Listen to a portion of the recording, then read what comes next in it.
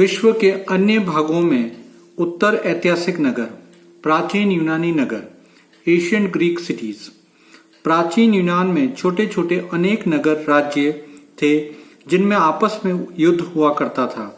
अंततः युद्ध की आवश्यकता के अनुसार अनेक छोटे नगर राज्यों को मिलाकर बड़े नगरों की स्थापना की गई। यह बड़े नगर राजधानी बने। एथेंस, स्पार्टा, कोरिन्थ, मेगारा इसी प्रकार के नगर हैं। यूनानी लोग पहले असभ्य थे। यूनानी पहाड़ी प्रदेश है, इसलिए यहाँ खेती के लिए उत्तम भूमि का अभाव है। इस अभाव ने यूनानियों को व्यापार और उपनिवेश स्थापित करने की ओर उन्मुख किया। व्यापार और उपनिवेश क्रियाएं बढ़ जाने के कारण नगरों की वृद्धि हुई और नगरों के विकास में निम्नलिखित कारक भी सहायक रहे। पहला, समतल भूमि के अभाव में ये कस्बे और नगर प्राय छोटे होते थे जिनकी जनसंख्या 60 से 70 हजार तक होती थी। अंततः नागरिकों को परस्पर संपर्क बढ़ाने तथा स्थानीय राजनीति में सक्रिय भाग लेने की सुविधा रहती थी। दूसरा, यूनानियों के उपनिवेश भी काला सागर से लेकर भूमध्य सागर तक फैले थे। इतने विस्तृत क्षेत्र में व्यापार करने के लिए अनेक व्यापारिक नगरों की स्थापना की गई। एशिया माइनर में इन्फेसिस और मिल्टिस तथा इटली और सिली में सिलनेसिस और नेपल्स नगर स्थापित किए गए थे। तीसरा, यूनान के सबसे बड़े साम्राज्य निर्माता सिकंदर महान अलेक्जेंडर ग्रेट ने अनेक नगरों को जन्म दिया था। उसका साम्राज्य मिस्र, Asia minor, Mesopotamia, media, Parthia, Afghanistan, Bactria और सिंधु नगर तक फैला हुआ था। इस भूभाग को आज संयुक्त अरब अमीरात, टर्की, सऊदी अरब, जॉर्डन, इराक, ईरान, अफगानिस्तान व पाकिस्तान देशों के नाम से जाना जाता है। उसने मिस्र से अफगानिस्तान तक अनेक नगर बसाए।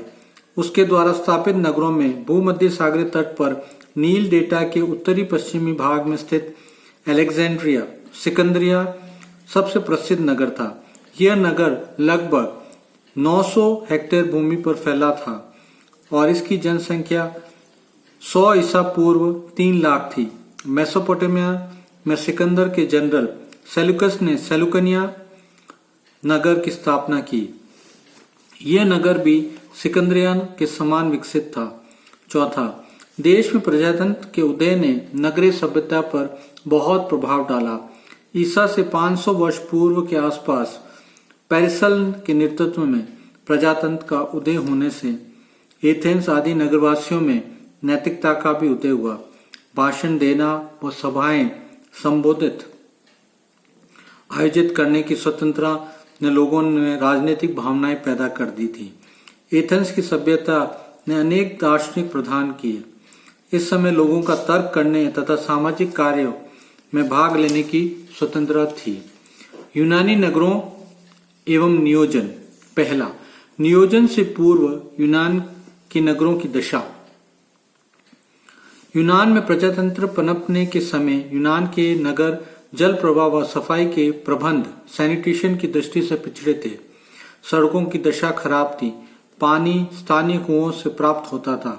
बेकार चीजें सड़क पर यूं ही फेंक दी जाती थी। नगर में महल नहीं थे बल्कि मंदिर थे। सार्वजनिक इमारतें बहुत कम व साधारण प्रकार की थी।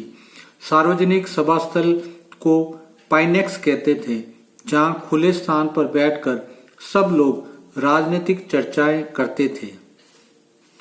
आगोरा और मार्केट प्लेस नगरीय कार्यों का प्रमुख केंद्र था, जो बड़ी ही व्यस्त था।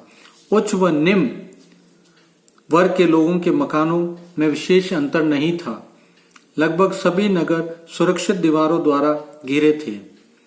दूसरा, नगर नियोजन व नियोजन के बाद यूनान के नगरों की दशा।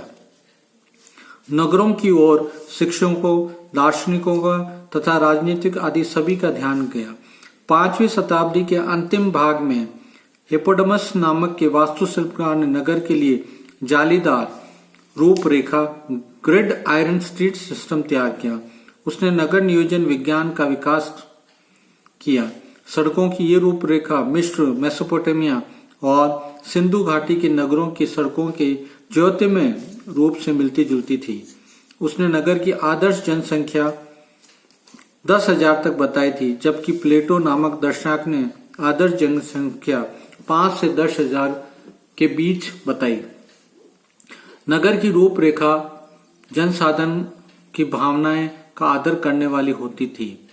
नगर नियोजकों द्वारा नगरों को सार्वजनिक इमारतें, लोगों और तथा वाहनों को आने जाने के लिए सड़कें, मकान की सार्वजनिक स्थिति, बाजार आदि सभी सुविधाएं प्रदान की गई थी। यूनान के नगर धीरे धीरे इन परिवर्तनों को स्वीकार करने लगे। नगर का बाजार, मार्केट, व्यापार व राजनीतिक जीवन का केंद्र था। यह नगर के मध्य में स्थापित किया गया था तथा इसी केंद्र से सड़क के उत्तर दक्षिणी पूर्व पश्चिमी दिशा में जाती थी। नगरों में खुले स्थान, ओपन स्पेस काफी रखे जाते थे। भूमध्य सागरीय नगरों ने हिप्पोडेमस के बताए सिद्धांतों का पालन किया। एथेंस के बंदरगाह, पायरेनस तथा थूरी व रोड्स नगरों का निर्माण उसके द्वारा बनाई गई योजना के अनुसार किया गया था। मकानों में एकांतता, प्राइवेसी मुख्य तत्व था। मकान के बाहर दुकान व मेहमानों के बैठने का स्थान होता था। खेल व मनोरंजन के कार्य व्यायामशाला में होते थे। त्योहार व ड्रामा थिएटर में होते थे। दावत व अन्य समारोह घरों में होते थे। धार्मिक स्थान व पूजा का केंद्र मंदिर था। हेलेनिक टाउन्स में सफाई का प्रबंध उन्नत दशा में था। उनके लिए भूमिगत जल प्रवाह व्यवस्था व सड़क के किनारों की नालियों का प्रयोग होता था। व्यक्तिगत स्नानघर भी मकानों में थे। मकानों में दिक् विन्यास, ओरिएंटेशन का भी ध्यान रखा जाता था। विन्यास के बारे में आर्सतू ने अपने विचार दिए थे। एथेंस नगर की जनसंख्या 4वीं और 5वीं शताब्दी के समय लगभग 40,000 थी तथा गुलामों व विदेशियों को मिलाकर ये जनसंख्या 1 से 1.5 लाख के बीच में थी। यूनान के अधिकांश नगर आकार की दृष्टि से छोटे थे। केवल 3 नगर ही ऐसे थे जनसंख्या 10,000 से अधिक थी। पानी व खाद्यान्न की आपूर्ति, कृषि औजार की प्राप्ति, यातायात के साधन, पानी को प्राप्त व एकत्र करने का तरीका आदि बातों पर नगर की जनसंख्या का प्रभाव पड़ता था। पेलोपोनेसियन युद्ध ने एथेंस को तहस नहस कर दिया था। अलेक्जेंडर की मैसेडोनिया सेनाओं ने यूनानी नगर पर विजय प्राप्त कर ली थी, लेकिन वह उनकी संस्कृति को नहीं जीत पाए, बल्कि एथेंस की संस्कृति उन पर प्रभाव पड़ा। इस समय कई पुराने नगर उजड़ गए और नए नगर बस गए। प्राचीन रोम नगर, एंशिएंट रोमन टाउन्स। रोम राज्य का विस्तार रोम भूमध्य सागरीय क्षेत्र के साथ पश्चिमी यूरोप तक था। इतने बड़े साम्राज्य की स्थापना रोम लोगों द्वारा अपनी सेना संगठित करने के कारण ही हो सकी थी। इस साम्राज्य की सुरक्षा व दृढ़ता के लिए सुव्यवस्थित सड़कों के जाल तथा किलों की आवश्यकता अनुभव की गई, जहां सैनिक टुकड़ियां रह सके। इस दृष्टि से रोम के लोगों ने सड़क का जाल बिछाया और स्थान स्थान पर नगर बसाए। इन नगरों के चारों ओर 4 दीवारी बनाई गई थी। इनमें व्यापार लोग सुरक्षित रहते थे और यहीं पर सैनिक टुकड़ियां रहती थी। अलेक्जेंडर के समय रोम का काफी विकास हुआ। रोम वासियों के लिए नगर पूरे राज्य का छोटा रूप था, जिसमें व्यवस्था, धर्म, संस्कृति की सभी बातें पूर्ण रूप होती थी। रोमन साम्राज्य के विस्तार के पूर्व इटली के अधिकांश नगर पहाड़ी दुर्ग के रूप में विकसित हुए। रोम वासियों ने इनका उपयोग किया और साथ साथ अनेक नए नगर बसाए। भूमध्य सागरीय क्षेत्र में भी रोमन साम्राज्य के समय नगरों का विकास हुआ।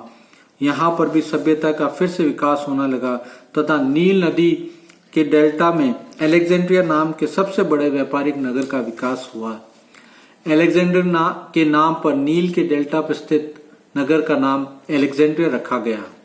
कृषि एवं खनिज विकास, सड़क निर्माण, स्मारक महत्व के स्थलों ने नगरों को विकास को प्रोत्साहित किया। रोमन काल में सड़कें को निर्माण में अनेक नगरों का विकास हुआ। रोम काल में अनेक नगर बंदरगाह के रूप में भी विकसित हुए। टाइवर नदी पे ऑस्ट्रिया, नेफेट के निकट प्यूटोली, दक्षिण पूर्वी स्पेन में कर्थोगा नोवा और लाल सागर के किनारे मायोस, हर्मोस, अक्सीनो तथा बेरिनीस बसाए गए। यहाँ पर भूमध्य तथा एशियाई भूभाग में गुलाम लाए जाते थे। सीरिया के मरुस्थल और उनके किनारों के मार्गों के सहारे पेट्रा और पाइम नगरों का व्यापारिक केंद्र का विकास हुआ। कोलोन, बेलग्रेड और यार्क अन्य प्रमुख व्यापारिक नगर बने। इस प्रकार रोमान काल में नगरों का विकास पिरामिड की भांति हो गया। सबसे छोटे स्तर पर सैनिक नगर थे, मध्यम पर व्यापारिक नगर और सबसे बड़े स्तर पर राजधानिक नगर विकसित हुए। रोमन नगर व नगर नियोजन।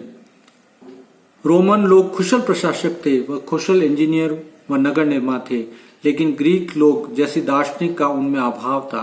उन्होंने व्यापार को प्रोत्साहन दिया, नगरों में एकत्रित होने वाली जनसंख्या की समस्याओं का हल किया। उन्होंने जल प्रदाय का विकास किया और नगर जल प्रवाह व्यवस्था, भूमिगत सीवर व्यवस्था, पत्थर से निर्मित सड़क मार्ग आदि सुविधाओं का विकास किया। रोम साम्राज्य के बाद के वर्षों में कॉन्स्टेंटिनोपल और बेजिमेंटिनियम नगरों का विकास हुआ। ये दोनों ही बड़े नगर थे। यूरोप में पेरिस व लंदन नगरों का विकास हुआ। पूर्व एशिया के नगर, सिटीज ऑफ ईस्ट एशिया। पूर्व एशिया व चीन में 300 ईसा पूर्व से लेकर 3वीं शताब्दी तक नगरों का काफी विकास हुआ। उत्तरी चीन में लियांगचाओ, सुचाओ, एनसी, कैंटन, नैनकिंग, चांगटू आदि नगरों का उद्भव हुआ। मंगोल आक्रमण के कारण कुछ समय के लिए नगरों का विकास रुक गया। इस आक्रमण के प्रभाव की समाप्ति के बाद नगरों का निर्माण नए रूप से प्रारंभ हुआ। हांगचाओ, शियांग, मुकदेन, कुमिंग नगरों का जन्म हुआ। इनमें से अनेक नगरों ने विश्व के महत्वपूर्ण नगरों में अपना स्थान बनाया है। जापान में भी 4वीं शताब्दी में ओसाका नगर का जन्म हुआ। चीन व जापान के उपरांत सभी नगर आज भी अस्तित्व में हैं।